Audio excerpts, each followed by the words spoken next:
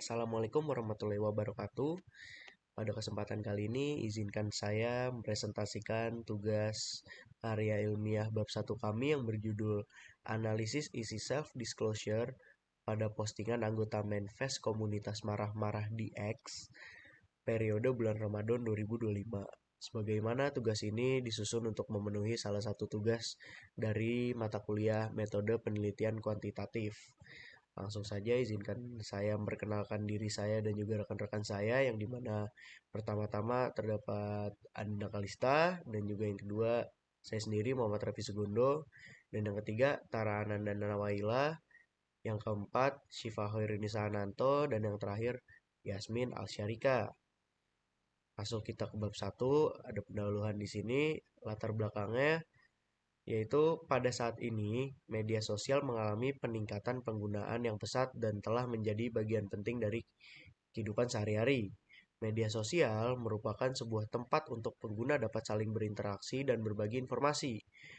Media sosial X merupakan salah satu media sosial yang banyak digunakan saat ini dan merupakan tempat untuk individu dapat mengekspresikan kepribadian diri mereka melalui cuitan secara bebas. Oleh karena itu, kepribadian seseorang dapat diidentifikasi berdasarkan cuitan yang dibuat. Namun, seiring berjalannya waktu, terjadinya transisi kebiasaan berinteraksi dalam dunia digital yang telah menyebabkan perubahan fungsional dalam penggunaan media sosial X. Awalnya, platform ini digunakan hanya sebagai sarana untuk berbagi opini pribadi secara general. Namun, kini telah bertransformasi menjadi wadah bagi individu untuk mengekspresikan keresahan pribadi dan keresahan negatif yang berpotensi mengganggu kesehatan mental pengguna dan menciptakan lingkungan yang kurang positif. Dan ditambahnya munculnya fenomena manifest, yaitu mention confession, yaitu cara untuk membagikan pesan anonim melalui akun media sosial tertentu. Biasanya, fenomena manifest ini disajikan dalam suatu komunitas yang mempunyai kesamaan relevan akan suatu hal. Seperti halnya komunitas marah-marah yang beroperasi di platform media sosial X yang mempunyai pengikut 972.000 yang memuat berbagai unggahan mengenai kegelisahan dan keresahan yang dialami oleh para anggotanya secara individual.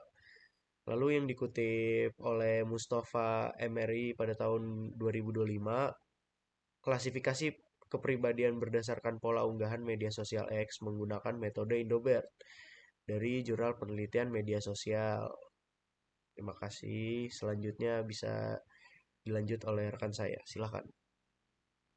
Perkenalkan, nama saya Andina Kalista. Saya akan menjelaskan secara singkat apa itu komunitas marah-marah. Di dalam platform X ada sebuah komunitas yang mewadahi para individu atau para pengguna X untuk mencurahkan kekesalan ataupun berlaku kasar dan agresif secara verbal, yaitu komunitas marah-marah. Komunitas marah-marah ini didirikan oleh akun dengan username @mushihab pada tahun 2022, dikutip dari jurnal Safira, Triyono, dan Roli 2024. Lalu pada pertengahan Juni 2024, akun ini telah mencapai followers sebanyak 492.000, dikutip dari Bari dan Saifuddin 2024. Dalam manifest komunitas marah-marah ini bermulai dari suatu cuitan dari anggota komunitas marah-marah yang mencurahkan pengalaman pribadi atau mencurahkan kekesalahannya ke dalam manifest komunitas marah-marah, dikutip dari Rahmayati dan Fajar 2020. Lalu, cuitan yang mendapatkan engagement tinggi akan berada di beranda para pengguna X lainnya, yaitu para pengguna X yang bukan termasuk komunitas marah-marah. Dikutip dari Almawati 2021. Pergeseran yang signifikan dari fungsi utama sosial media telah terjadi hari ini tanpa kita sadari sama sekali. Yang tadinya hanya sebatas untuk pengganti dari interaksi secara langsung, hari ini sosial media menjadi salah satu sarana panggung untuk menampilkan diri kita. Hal ini dikenal sebagai self-disclosure. Kita dapat mengambil contoh pada para pengguna sosial media di platform sosial media X atau Twitter.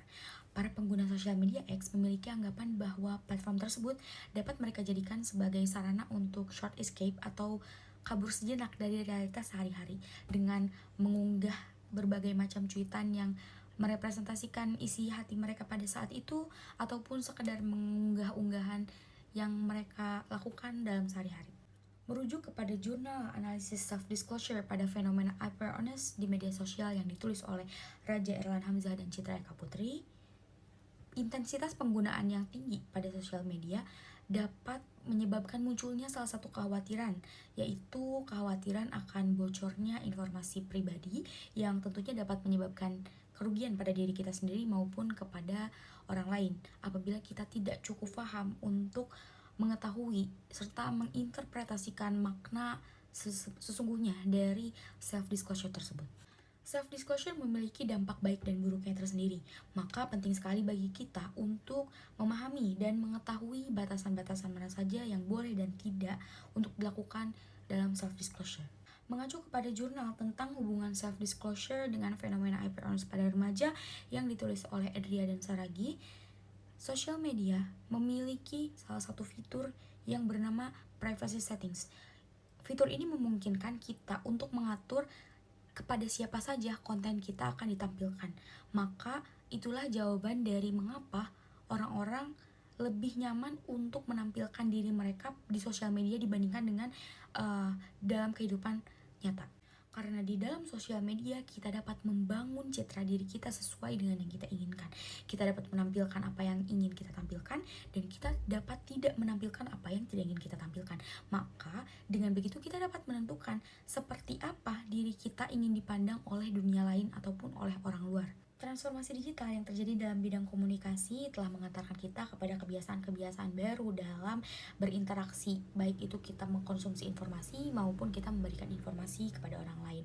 Nah, hal ini juga yang dinilai menjadi salah satu penyebab dari lahirnya berbagai macam dinamika komunikasi yang baru yang sedang kita hadapi hari ini.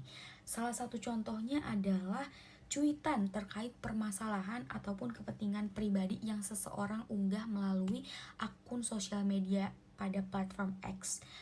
Nah, merujuk kepada jurnal tentang analisis self-disclosure pada fenomena hyper-honest di sosial media yang ditulis oleh Raja Erlan Hamzah dan Citra Eka Putri, kita dapat melihat kepribadian seseorang melalui apa yang ia representasikan dalam dunia digital.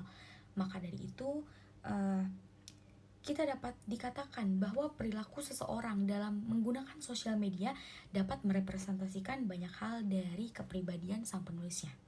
Perkembangan fitur-fitur yang ada dalam platform sosial media X mengantarkan fitur baru, yakni fitur komunitas, yang akhirnya mendapatkan respon yang sangat baik dari para penggunanya, hingga memunculkan salah satu komunitas yang bernama komunitas marah-marah. Nah, dari namanya saja, komunitas marah-marah, kita dapat memberikan makna bahwa komunitas tersebut berisikan orang-orang yang memiliki emosi amarah, sehingga kita dapat menemukan banyak sekali cuitan-cuitan berisi emosi negatif dari para penggunanya. Tidak ada batasan untuk membagikan konten dalam komunitas tersebut, sehingga kita dapat menemukan berbagai macam konten dalam komunitas tersebut, begitu. Mengacu kepada jurnal tentang ekspresi emosi negatif dalam media sosial, studi kasus pada komunitas marah-marah di Twitter yang ditulis oleh Safira, Triyono, dan Roli, kita dapat menemukan 5 intensitas keterbukaan diri dalam postingan para anggota komunitas marah-marah. 5 intensitas ini tuh apa aja sih? Yang pertama ada jumlah atau amount, seberapa banyak informasi yang diungkapkan dalam postingan tersebut. Selanjutnya ada valence. Nah, ini tuh ekspresi dari postingan tersebut isinya negatif atau positif sih. Dan selanjutnya ada accuracy atau honesty, yaitu seberapa jujur dan akurat informasi yang diungkapkan. Selanjutnya ada intention, itu tuh lebih ke kayak apa sih tujuan dari para pengguna untuk mengungkapkan informasi tersebut. Dan selanjutnya ada intimacy, atau seberapa dalam dan seberapa pribadi informasi yang terkandung di dalam cuitan tersebut.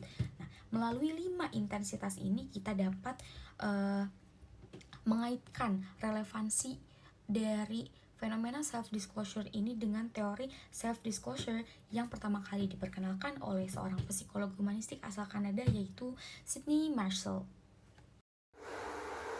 Perkenalkan, saya Yasmin Al-Syarika dengan NIM 105022300219. Baik, Jadi selama bulan Ramadan ini tidak terjadi hal signifikan yang berubah di komunitas marah-marah ini. Jika di hari biasa, para pengguna masih mengeluhkan tentang kesehariannya, tentang hubungannya, pekerjaannya, lalu juga tentang hal random lainnya. Nah, di bulan puasa ini pengguna juga masih mengeluhkan tentang hal tersebut. Namun ditambah dengan hal yang berkaitan dengan bulan Ramadan seperti para pengguna yang kesulitan cari takjil, para pengguna yang berekspektasi berbuka puasa dengan apa, tapi realitanya tidak sesuai dengan ekspektasi mereka. Lalu juga para pengguna yang kesulitan bangun sahur dan masih ada beberapa hal lainnya. Dan pengguna di bulan puasa ini masih sangat update tentang berita-berita yang ada. Contohnya seperti pengguna dari username @chthrn4u mengunggah tentang salah satu skandal aktor Korea yang sedang booming, yang sedang update. Nah, dia itu mengunggah di komunitas marah-marah dan aktor ini terkena skandal child grooming. Nah, unggahan yang pengguna unggah ini mendapatkan like sebanyak 63,9 ribu, repost sebanyak 5.603, dan quote sebanyak 1.205, dan yang menyimpan unggahan ini sebanyak 3.905 orang. Dengan data yang diperlihatkan, postingan ini ternyata menarik banyak halayak, menarik banyak pengguna lainnya, menarik perhatian banyak pengguna lainnya. Lalu selanjutnya masih banyak juga pengguna yang mengupload hal random. Contohnya seperti pengguna dengan username @alterchicks ini. Dia membuat cuitan tentang hal random seperti yang ia alami. Katanya ibunya ini nggak suka kalau dia itu lagi menstruasi di bulan Ramadan, dan dia tuh merasa sikap ibunya tuh termasuk ke benci. Nah, cuitan ini mendapat like sebanyak 62,9 ribu, repost sebanyak 2.601, quote sebanyak 2.518, dan yang menyimpan cuitan sebanyak 3.986 pengguna. Dengan data ini diperlihatkan bahwa postingan yang termasuk hal random dan kecil sekalipun mendapatkan banyak perhatian dari pengguna lainnya. Selanjutnya ada juga contoh pengguna dengan username @avofrak ini mengunggah cuitan tentang kekesalannya saat bermain dating apps. Cuitan ini mendapatkan like sebanyak 6,9k, repost sebanyak 2.264, dan quote sebanyak 428, dan yang menyimpan cuitan sebanyak 1.008 pengguna lainnya. Ia memperlihatkan bahwa perilaku para anggota komunitas marah-marah di bulan Ramadan masih sangat aktif dalam berita yang baru, bahkan hal random lainnya, bahkan saat ia bermain dating apps itu pun masih sangat aktif. Para pengguna di bulan Ramadan ini tidak jauh-jauh saat bulan-bulan biasa. Merujuk pada kewajiban umat muslim, seharusnya saat bulan Ramadan kita semua bisa menjaga lisan kita, sikap kita. Tapi mayoritas di pengguna komunitas marah-marah ini masih belum bisa menjaga lisannya, masih belum bisa menjaga ketikannya. Seharusnya di bulan yang suci ini, di bulan Ramadan ini, kita sebagai umat muslim seharusnya dapat menjaga lisan kita, ketikan kita. Tapi itu berbanding terbalik dengan pengguna di komunitas marah-marah ini. Mereka masih belum dapat menjaga lisannya, menjaga ketikannya, dan masih sangat sering mengeluarkan bahasa yang negatif. Sesuai dengan hadis dari Rasulullah, barang siapa yang beriman kepada Allah dan hari akhir, hendaklah ia berkata yang baik atau diam. Hadis riwayat Bukhari dan Muslim. Perkenalkan, nama saya Tara Ananda Nawaila. Di sini saya akan menjelaskan tentang penelitian terdahulu yang relevan dengan analisis kelompok kami, yaitu analisis isi self-disclosure pada postingan anggota fanpage komunitas marah-marah selama periode bulan Ramadan 2025. Yang pertama saya menemukan yaitu ekspresi emosi negatif dalam media sosial, tanda kurung studi pada komunitas marah-marah di Twitter. Dengan penulis yaitu Safira Azahrani Triyono Lukmantoro yang dirilis pada tahun 2024. Penelitian telah mengungkapkan perilaku kasar secara verbal yang ditunjukkan melalui unggahan cuitan berkata-kata kasar hingga vulgar dalam komunitas tersebut lebih berfokus pada pengungkapan kemarahan pribadi individu.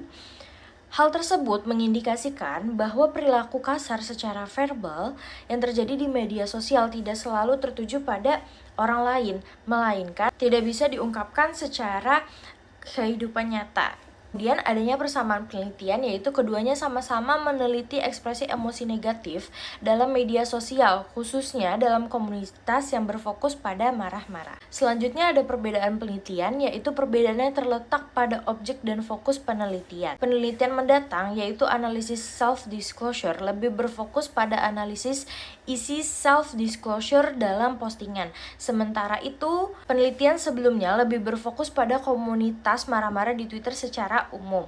Kemudian, pada penelitian mendatang, membatasi periode selama bulan Ramadan 2025.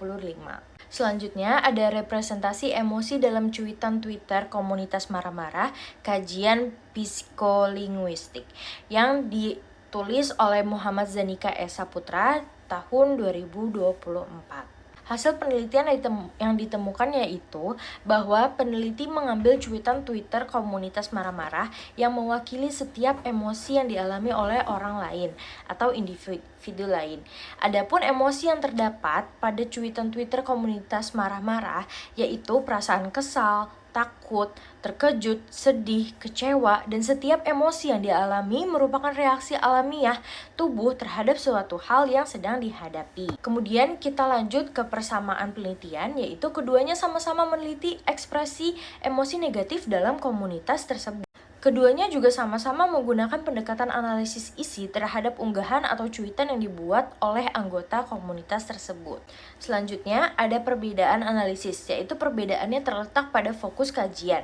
Penelitian ini lebih berfokus pada bagaimana emosi seperti kesal, takut, terkejut, sedih, dan kecewa yang diungkapkan melalui bahasa. Sementara itu, penelitian kelompok kami, yaitu penelitian mendatang, lebih berfokus pada self-disclosure, yaitu bagaimana anggota fanpage komunitas marah-marah di X mengungkapkan kemarahan dan emosi mereka secara pribadi dalam unggahan selama bulan Ramadan 2025.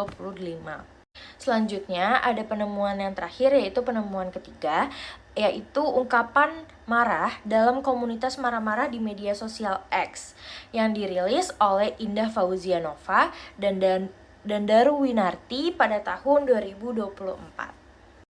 Hasil penelitian ini menunjukkan bahwa kata makian dan strategi tindak tutur lokasi digunakan untuk mengekspresikan kemarahan. Referensi makna kata makian dapat dikelompokkan menjadi kata keadaan sebanyak 27%, binatang sebanyak 53%, makhluk halus sebanyak 7%, dan yang terakhir benda-benda sebanyak 13%. Kemudian persamaan penelitian yaitu keduanya sama-sama meneliti ekspresi kemarahan dalam komunitas marah-marah di media sosial X. Selanjutnya ada perbedaan, yaitu perbedaannya terletak pada pendekatan kajian. Penelitian ini lebih terfokus pada ungkapan kemarahan dengan menganalisis penggunaan kata makian dan strategi tindak tutur. Sementara itu, dalam penelitian mendatang lebih berfokus pada self-disclosure, yaitu bagaimana anggota fanpage komunitas marah-marah dapat mengungkapkan emosi dan pengalaman pribadinya masing-masing. Penelitian mendatang memiliki perbedaan utama dalam objek dan fokus penelitian.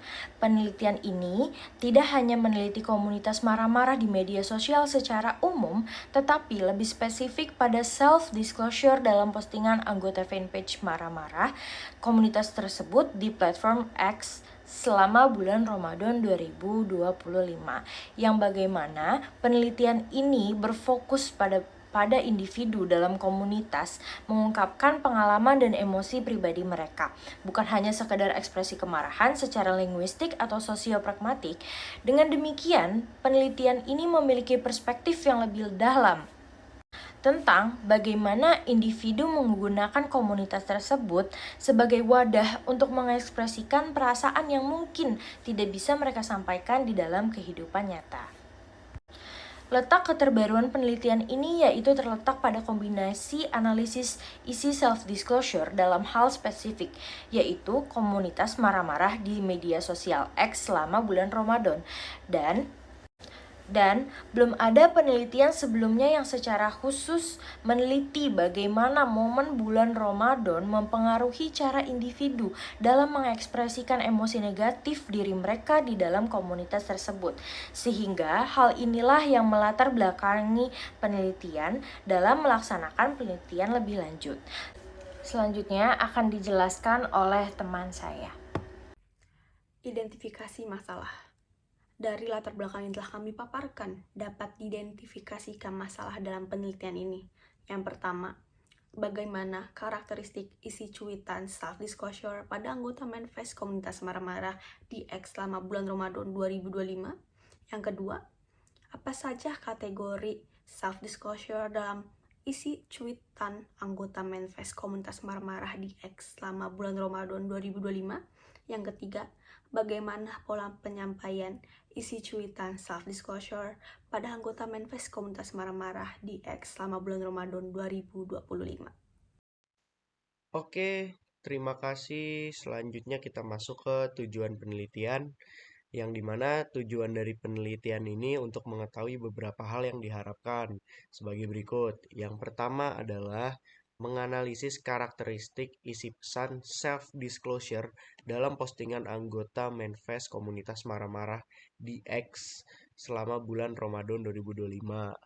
Lalu yang kedua, mengidentifikasi kategori self-disclosure yang dominan dalam isi pesan postingan anggota manifest komunitas marah-marah di X selama bulan Ramadan 2025. Dan yang ketiga yaitu menjelaskan pola penyampaian isi pesan self-disclosure dalam manifest komunitas marah-marah di X selama periode bulan Ramadan 2025. Oke, makasih.